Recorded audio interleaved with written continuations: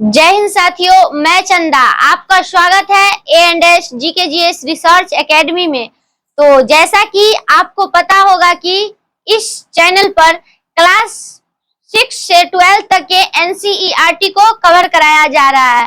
तो पिछले वीडियो के माध्यम से आपको पता ही होगा कि क्लास 7 के हिस्ट्री चल रहा है, जिसमें चैप्टर 1, 2, 3, 4, 5 हो चुका है। तो आज हम चैप्टर 6 को जानेंगे, जो है ईश्वर से अनुराग, यानी कहे तो ईश्वर के प्रति जो प्रेम है, इसके बारे में हम इस चैप्टर में जानेंगे। तो चलिए हम चलते हैं, पहले ईश्वर के अनुराग की ओर, इसके बारे में जानते हैं। तो ईश्वर के अनुराग का मतलब क्या होता है, इसके बारे में जानते हैं। तो ईश्वर के प्रति यानी कहे तो अटूट प्यार जिसे कहते हैं, या कहे तो लगाव, यानी मध्य जो प्राचीन युग के जो मनुष्य थे उसको देखे होंगे, यानी कहे तो आज के भी जो मनुष्य होते हैं उनको देखे होंगे, जो ईश्वर के प्रति उनका बहुत ही ज्यादा प्रेम होता है, लगाव होता है। यानी कहे तो हर समय जो मनुष्य होते हैं वह ईश्वर का ही गुण गाते हैं। तो इसी के बारे में जानेंगे। तो ईश्वर से अनुराग यानी कह रहा है उससे अटूट प्यार के बारे में। तो चलिए हम इसके बारे में जानते हैं। तो पहले हम जानते हैं कुछ पिछले वीडियो के बारे में। यानी क्या है, तो जैसा कि आपको हम पिछले वीडियो में बताए थे, जो ब्राह्मण के द्वारा 4 वर्णों का विभाजन हुआ था और 4 वर्णों में विभिन्न जातियां उभर कर आई थी। यानी क्या है, तो ब्राह्मण में जैसा कि आपको बताए थे अन्य जातियां उभर कर आई थी, जिसमें आपको एग्जाम्पल के तौर पर बताए थे मिश्रा हो गया, चतुर्वेदी हो गया, और भी अन्य जातियां ब्राह्मण में ही उभर कर आई थी। उसका क्षत्रिय में भी उसी प्रकार विभिन्न जातियां उभर कर आई थी, वैश्य में भी विभिन्न जातियां उभर कर आई थी, शूद्र में भी विभिन्न जातियां उभर कर आई थी, और यहीं से मनुष्य में भेदभाव शुरू हो गया था। जैसे आज भी हम समाज में देखते हैं, मनुष्य जो है वह अपने से नीच जो जाति के लोग होते हैं उसको घृणा की दृष्टि से देखते हैं। यानी कहे तो जो ब्राह्मण लोग होते हैं वो अपने से नीच जो वर्ण के जो लोग होते हैं उसको घृणा की दृष्टि से देखते हैं। तो यहीं से यानी कहे तो पहले प्राचीन समय में पहले वर्ण का विभाजन हुआ, उसके बाद उसके अंदर विभिन्न जातियां उभर कर आए, और वहां से मनुष्य में भेदभाव, अछूतता की उभर कर आने लगी, और ये परंपरा आज तक देखने को मिलती है। तो चलिए अब हम आगे जानते हैं, इस टॉपिक की ओर चलते हैं, इसके बारे में जानते हैं। तो कहे तो 6वीं से 7वीं शताब्दी की ओर के समय में हम बात करेंगे। मध्य युग में विभिन्न 2 आंदोलन उभर कर आए थे, जिसमें हम बात करेंगे एक भक्ति आंदोलन उभर कर आई थी, और एक सूफी आंदोलन। तो हम इसके बारे में आज जानेंगे। तो चलिए हम पहले जानते हैं इस चैप्टर में हमको कौन कौन से टॉपिक को जानना है, इसके बारे में। तो हम पहले टॉपिक की बात करेंगे, जो वो है ईश्वर से अनुराग, भक्ति और सूफी आंदोलन में। यानी क्या तो ये बता रहा है ईश्वर के प्रति जो प्रेम होता है वह भक्ति आंदोलन को करके, उसका सूफी आंदोलन को करके कैसे ईश्वर के प्रति प्रेम को मनुष्य मतलब बढ़ाए हैं, इसके बारे में जानेंगे। जो मध्यकालीन के जो मनुष्य है वह ईश्वर को कैसे लगाव हो गया, इसके बारे में जानेंगे। उसके बाद हम जानेंगे भक्ति की शुरुआत, यानी जब ईश्वर से जब लगाव हो गया तो वो भक्ति की शुरुआत की। यानी मध्य युग में 3 प्रमुख देवी देवताएं थे, और इन्हीं के अवतार आज हम विभिन्न भगवान को जो देखते हैं वो सब इन्हीं 3 देवी देवताओं के अवतार है। तो इसके बारे में हम आज जानेंगे। इसके बाद जानेंगे परमेश्वर का विचार, यानी परमेश्वर क्या होता है, इसके बारे में हम जानेंगे। मध्यकालीन युग में परमेश्वर किसे कहते थे, इसके बारे में हम जानेंगे। उसके बाद हम जानेंगे दक्षिण भारत में भक्ति, नयनार और अलवार के बारे में।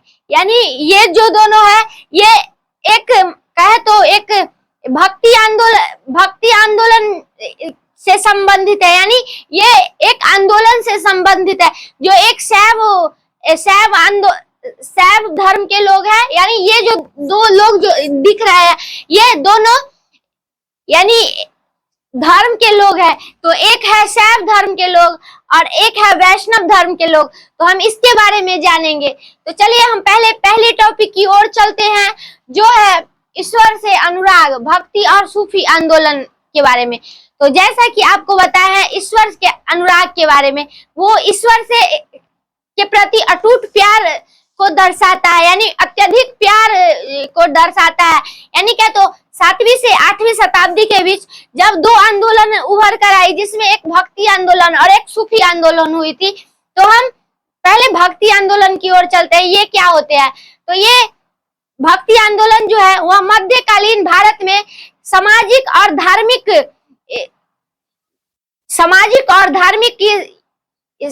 आंदोलन है। यानी क्या है, तो ये समाज के लोग धर्म के लिए आंदोलन करते थे, तो इसे हम भक्ति आंदोलन कहते हैं। यानी ये ईश्वर से लगाव के लिए ये आंदोलन किया जाता था, तो इसको याद रखिएगा। उसके बाद हम सूफी आंदोलन की बात करेंगे। तो ये एक इस्लामिक रहस्यमयी और आत्म रहस्यमयी आंदोलन है। यानी क्या है, तो ये इस्लाम धर्म के बारे में इस आंदोलन में जानना है, इस्लाम धर्म के रहस्यमयी कहानियों के बारे में इस आंदोलन में जानना है। जो अलवार जो संत थे, ये वैष्णव धर्म के संत थे, इनके द्वारा बताया गया था। तो हम इसके बारे में जानेंगे। तो मध्य युग के जो लोग होते थे वो ईश्वर के प्रति प्रेम को कैसे जागृत करते थे? तो कहे तो वो गायन वादन करके, पूजा पाठ करके, और भी यानी कहे तो अपने अंदर की आत्मा से ईश्वर को प्रणाम करते थे। यानी ईश्वर के प्रति अंतरात्मा से उसकी शक्ति निकलती थी। यानी देखने को भी अभी भी मिलता होगा, अगर हम मन से ईश्वर को याद करते हैं तो आंख से आंसू निकल जाता है। तो वो हुआ ईश्वर से अटूट लगाव के बारे में इसमें जानना है। यानी क्या, तो मध्य युग के जो लोग थे वह गायन वादन के माध्यम से ईश्वर के प्रति मतलब भाव जागृत करते थे।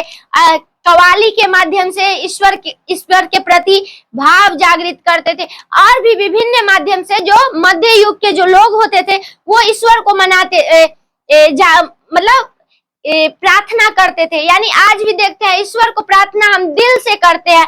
तो उसी प्रकार वो जो मध्य युग के जो लोग होते थे वो गायन वादन कव्वाली के माध्यम से ईश्वर की प्रार्थना करते थे। तो इसको याद रखेगा। उसका चलिए अब हम अगले टॉपिक की ओर चलते हैं, जो है भक्ति की शुरुआत। यानी मध्य युग में भक्ति की शुरुआत कैसे हुई थी इसके बारे में जानेंगे। तो मध्य युग में प्रमुख देवी देवताओं की बात करेंगे। तो उसमें एक देवता थे शिव, एक विष्णु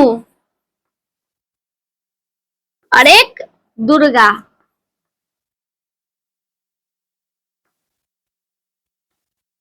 यानी क्या है, तो मध्य युग में ये 3 प्रमुख देवी देवताएं ही थे, जिसको मध्य युग के जो लोग होते थे वो इनके प्रति यानी प्रार्थनाएं करते थे। और आज जो हम लोग विभिन्न देवी देवताओं को जो देखते हैं वो सब इन्हीं तीनों देवी देवताओं के अवतार से बने हुए हैं, जिसमें हम कहेंगे दुर्गा के अवतार को। तो जैसा कि आप लोग नवरात्रि के समय में देखते होंगे दुर्गा माता के 9 अवतार को पूजा जाता है, उसी तरह हम शिव भगवान के अवतार की बात करेंगे तो वो हनुमान जी को देख लीजिए।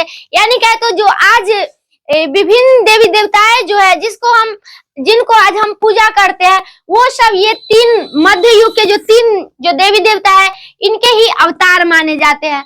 तो इसको भी याद रखिएगा। तो मनुष्य भक्ति की शुरुआत यहीं से किए थे। यानी क्या, तो ये तीनों देवी देवताओं की पूजा करके ही मनुष्य भक्ति की शुरुआत किए थे, और धीरे धीरे इसमें विकास होने लगा। और भक्ति की हम बात करेंगे चर्चा, यानी भक्ति की चर्चा कहाँ से मिलती है? तो वो श्रीमद् भागवत गीता से में भक्ति की चर्चा की गई है। यानी मध्य युग में जो लोग होते थे वो ईश्वर के प्रति जो यानी पूजा करते थे वो सब हमें कहाँ से मिलते हैं? तो वो श्रीमद् भागवत गीता से मिलते हैं। तो इसको याद रखिएगा। उसके बाद चलिए हम आगे जानते हैं परमेश्वर का विचार के बारे में, यानी मध्य युग में जो परमेश्वर यानी क्या है तो ये ईश्वर की बात कर रहा है, तो ईश्वर के विचार के बारे में हम जानेंगे।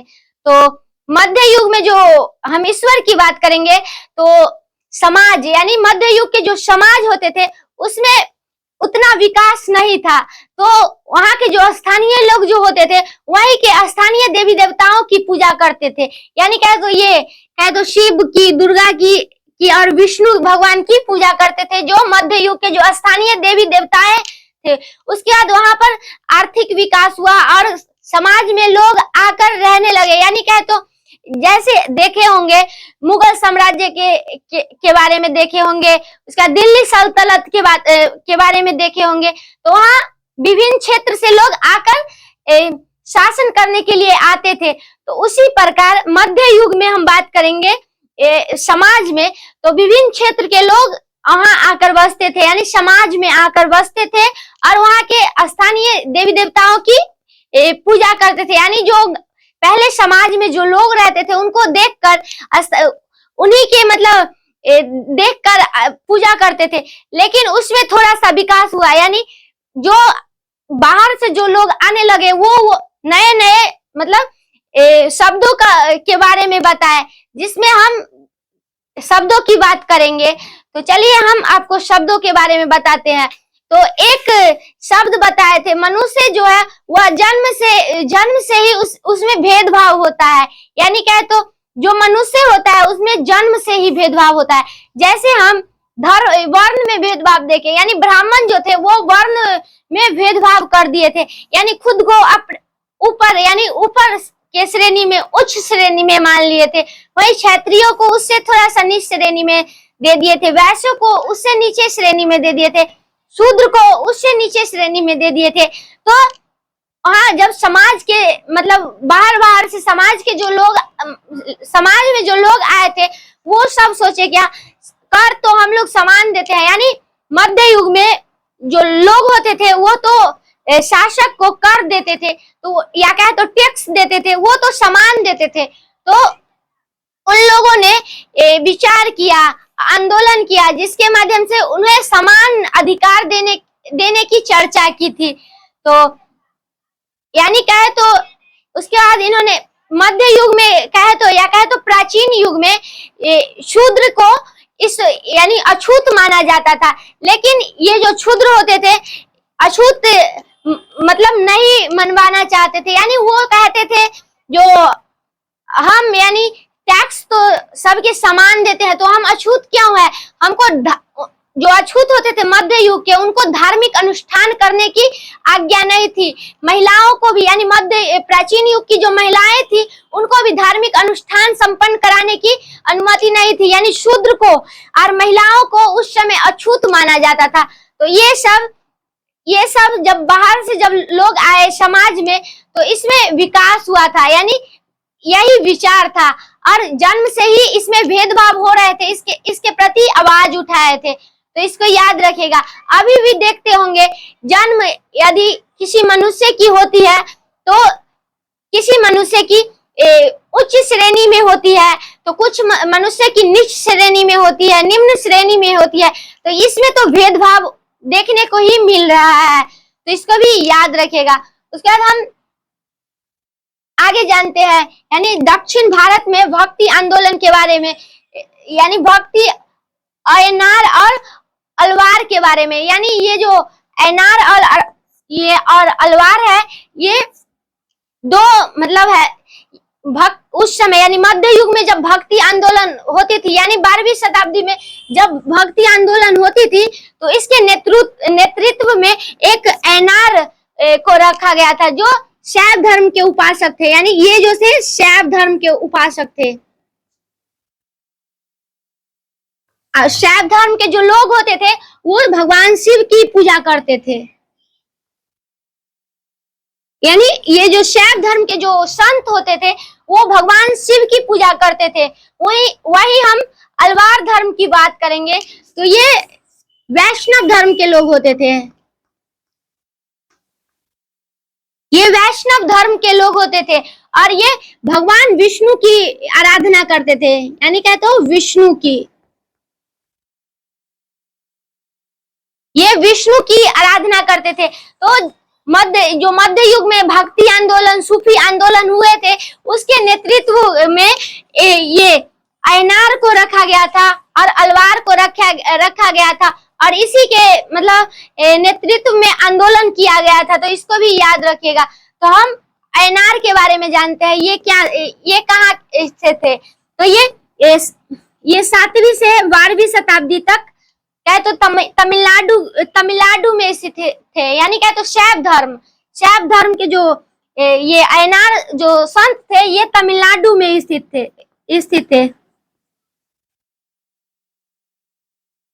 तमिलनाडु में स्थित थे।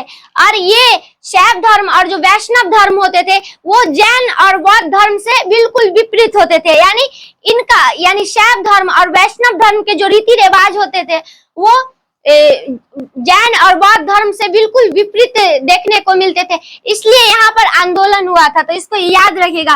और इनके हम रीति रिवाज की बात करेंगे तो ये भी भिन्न था,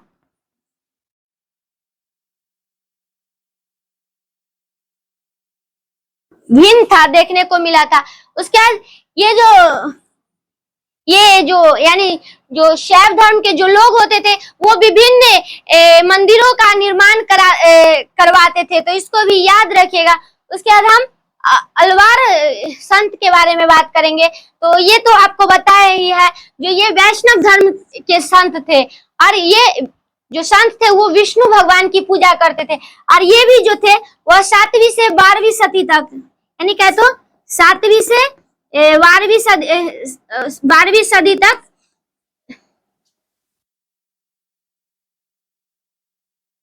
तमिलनाडु में ये भी स्थित थे।